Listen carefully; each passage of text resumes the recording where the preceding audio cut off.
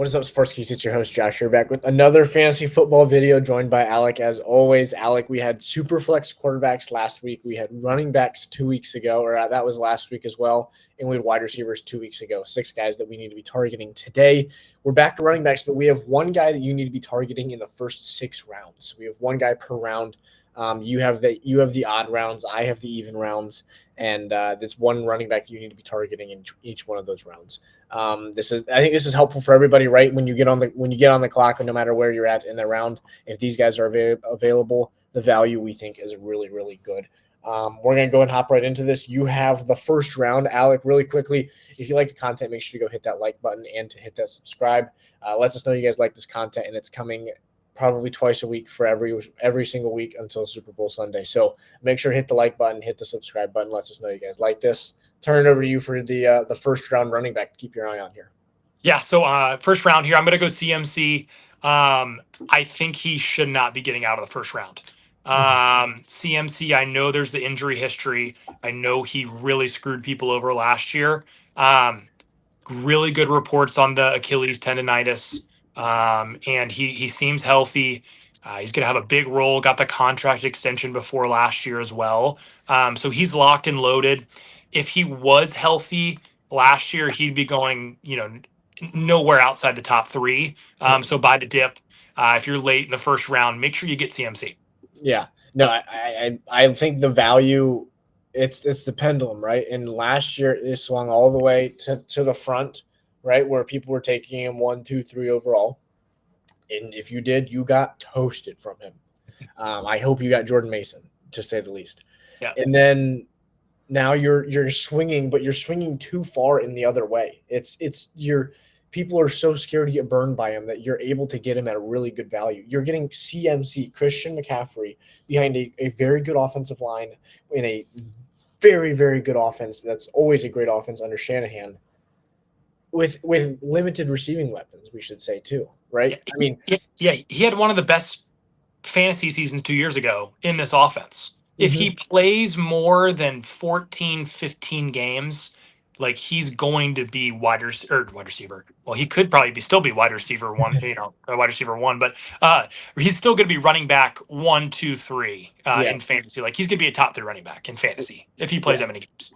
Yep, and I understand it might be a scary pick at the end of the first round, but it's one that the Achilles tendonitis is getting better, has gotten better, and that's one that it's not like this is a guy who got hurt in week 15 last year. He has not played a game in 2 years. He's been recovering for, a year and a half now. He's had an off season plus a full year. So, no, I really like CMC at that value. In the second round, I have a guy that I think is also kind of just falling under people's radar. And it's Jonathan Taylor, being drafted as RB10, 20th overall. And I don't necessarily see a way in which Jonathan Taylor plays the season, right? In any time you're drafting a running back, as long as there's no injury concerns coming into the season, you're assuming they're going to play the entire year. I don't see any way in which Jonathan Taylor does that and doesn't finish as a top 10 RB at absolute worst. Last year, he finished as the RB 12 overall and missed 3 weeks in that. So I think that what you're getting here at RB 10, the offense last year was honestly awful compared to what it should have been, right? The Anthony Richardson-led offense, you had a guy out there with less than a 50% completion percentage. Things have to be addressed there. They're going to get addressed. Tyler Warren's going to help, right? And maybe just not chucking the ball 70 yards downfield to UC legend Alec Pierce, right? Daniel Jones is not going to be a good quarterback, but he's going to be able to complete more than 50% passes, which I think in return allows Jonathan Taylor to get more touches and to have more meaningful touches. I also think that I'm taking last year. If you're going to give me last year's season and I'm assuming if he plays one more game, he probably finishes as the RB9. Jonathan Taylor was RB12 last year with missing 3 games, giving him to me at the RB10 value and 20th overall. That means I could be drafting mid to early first round. I could have a mid to early first round draft pick and take like a Jefferson and still get Taylor on the way back. Yeah, I would love that. Yeah, no, I like that too. Especially with the Jonathan Taylor this year, like you said, the offense is going to be a little more sustained, like have more sustained drives. So I really think that helps him out. Yeah, absolutely. Yeah. So my third round, I'm really targeting Chase Brown this year. Um, my Bengals really didn't do a lot to address the running back position other than bringing back Samaje Perine and then drafting Brooks. I think it was in the 6th round. Um, I really, really think that Chase Brown's going to have that workhorse role again this year. Kind of similar with what you were saying to Jonathan Taylor. Now, I think Jonathan Taylor is a better running back. Don't get me wrong here Right. in like real NFL terms. But like workload wise, they're going to be similar. Yeah. Well, and Chase Brown's also a part of an offense that is going to be putting up 20 to 25 ish points a game. And Yep. whether he's not the first option, Jamar Chase is. You could argue he's maybe not even the second option that T. Higgins is. I would take the third option on a team that's going to score 25 plus points every week, and especially when it's Mike Gesicki. Yeah, That's the third option.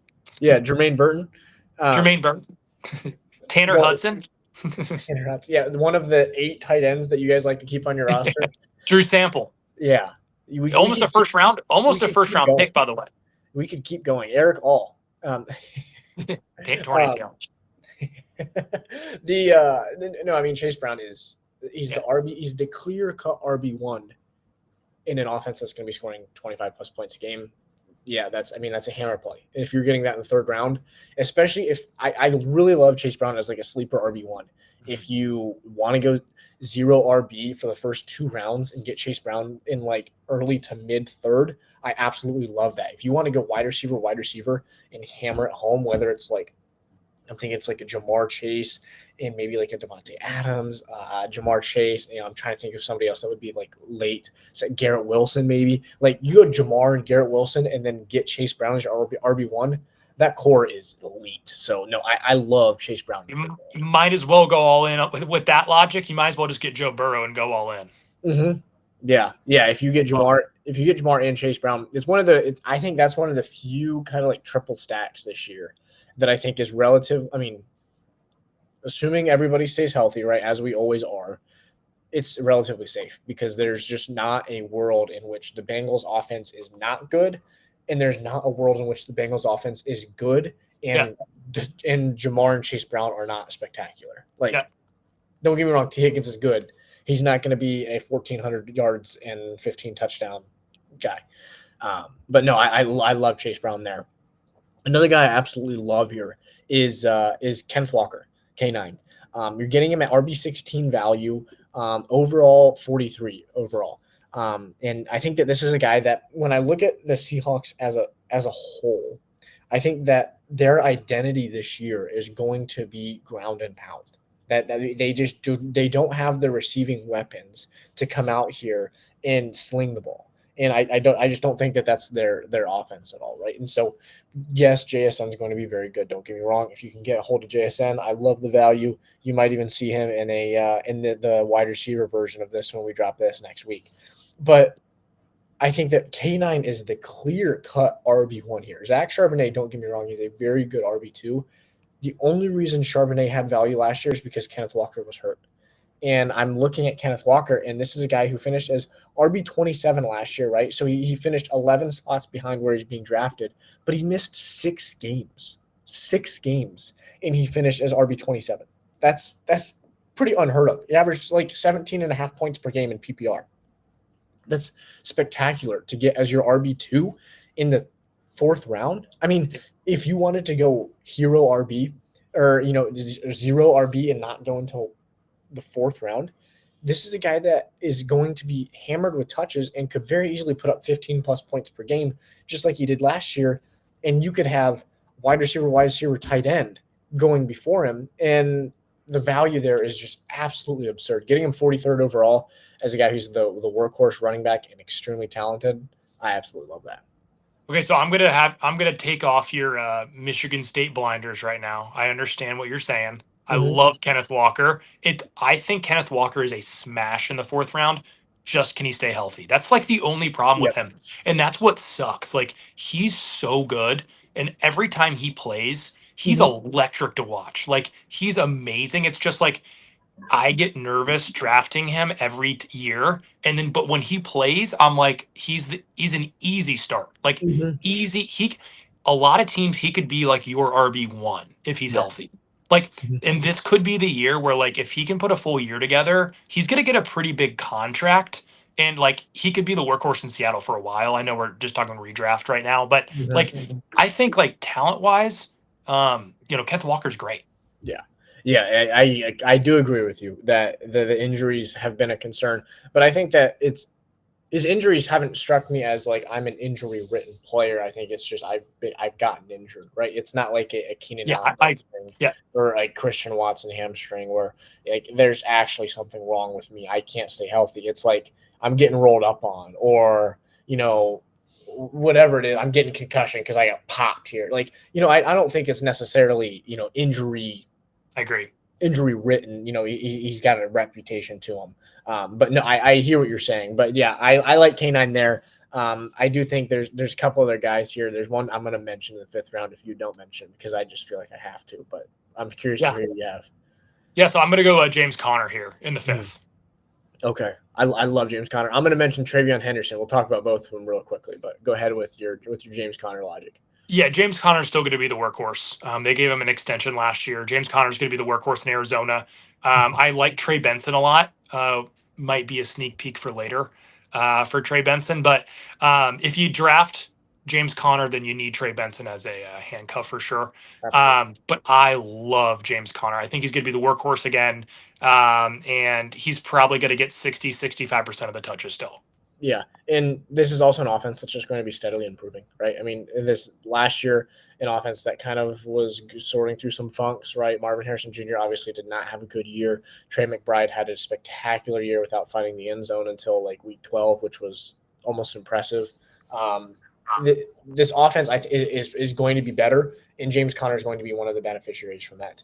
I will say the stack of James Conner and Trey Benson is one of my favorite stacks. Then because of the value that you can get it at, you can get James Conner in the fifth round, and if you can get him as your RB2, and then you take Trey Benson in the 12th round, and you get him as your RB5, you've guaranteed the starting running back in the Arizona Cardinals backfield, and which means you have a guaranteed starter every single week. So I think that if you get James Conner in the fifth, take Trey Benson in the 11th. Don't let him fall to the 12th.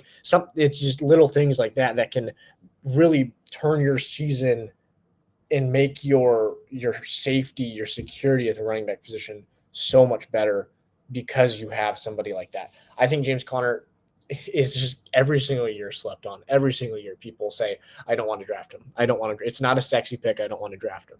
And pretty much every single year, it hits week 6, and people are saying, why? How did he fall to the fifth round? Why was he not taken earlier? Yeah. And It's the mid-round Derrick Henry. It's not yeah, sexy, but it works. yes, absolutely. I think Travion Henderson, I do want to mention him just really briefly. I love the value of Travion Henderson there. He's somebody that in the fifth round, you're getting a guy that if you have, they're two kind of different strategies, right? If you're going James Conner, you need somebody that's going to be starting week in, week out, starting in week 1. Travion Henderson, if you're drafting him, you have to have the ability to maybe not start him until week 6 or 7 or 8. But when you get him in the latter half of the season, he's going to be unreal for you. He's going to be a 65% touches in a relatively decent offense, and he has unreal boom ability. He's going to have 2 or 3 weeks this year where he puts up 30-plus points. And so I just wanted to mention him really quickly, but I love the James Conner value there too. In the 6th round here, I'm going to go to a guy who's in an offense that I think is going to take a huge jump this year, and it's DeAndre Swift. And I know we talked about Caleb Williams last week in the super flex, and I think Ben Johnson-led offense is going to help this Bears offense so much. The offensive line is significantly improved, right? So you look at Caleb Williams' value. He's got really, really good value. I think we both think he's going to overperform because his offense is going to be very good, a much improved offensive line. He's got a lot of weapons around him. In the backfield, which we all know what Ben Johnson just did with Detroit, right? When he had Jahmyr Gibbs finish as the overall RB1 and David Montgomery as the overall RB18. 2 top 20 RBs, including the true RB1. in the Bears backfield, there's just not competition. Like you have Kyle Monungai, who came in, this year as a 6th-round draft pick, who's don't get me wrong, behemoth guy, is not going to be your every down back at all. I mean, I don't think that's even remotely close to what he can do. Roshan Johnson, who I think is a fairly, talented RB2, is not necessarily going to come in and take touches away from DeAndre Swift. DeAndre Swift has walked into a elite value as a fantasy guy. And I understand it's not a sexy pick. It's not a name that has come in here and week in, week out, absolutely just blown the, doors off of the league. But you're getting a guy here who is last year RB19 and currently being drafted as RB22. And his offensive line added 2 or 3 all-pro guys. Yeah. And you just added one of the best schematic offensive minds as your head coach. Why is he not going as RB19 or higher? I think the value you're getting is in the 6th round of a guy who's a hammer start every single week in DeAndre Swift. I absolutely love it. DeAndre Swift's going to be an RB1. Yeah, I completely agree with that. Yeah, I agree with you 100%. Yeah, I mean he's a smash play for me. I don't like it as the Lions fan, right? I didn't really love him as a Lion. He was a little bit frustrating to watch week in, week out. Thought he was a lot more talented than what he is, but you can't deny touches in an offense that's going to be good behind a good offensive line. That's like the name of the game. And look what Ben Johnson immediately did when he got there, right? I mean, obviously working with the GM, you cement your offensive line. They will run the ball. Ben Johnson will not come out and just sling the ball 75% of the time. He will find a way to run the ball. And when he does, DeAndre Swift's going to be the beneficiary of that. You're not going to run behind the offensive line that they have and not average probably 4 or 5 yards carry. So yep. Not even mentioning touchdown upside. So I love that one there. But those are our 6 guys for rounds 1 through 6 that we think you need to be targeting. If you end up with realistically looking at these 6 guys through 6 rounds, if you had any two of those 6 guys, I think that's a great RB start to your RB room. If you ended up with 3, that's even better. Right. But I think this is a really, really good start to the draft. Make sure to keep, tune in later in the week. So this is going to be posted on Tuesday night. On Friday nights, we're going to have rounds 7 through 12. So that's where you get some real value. Maybe you're going to find this year's Bucky Irving in there. Who knows? But there's some really, really good value that I think we're going to be able to find there. But other than that, this has been the Sports Geeks Podcast. They play, we talk. Thanks for watching, guys. Peace.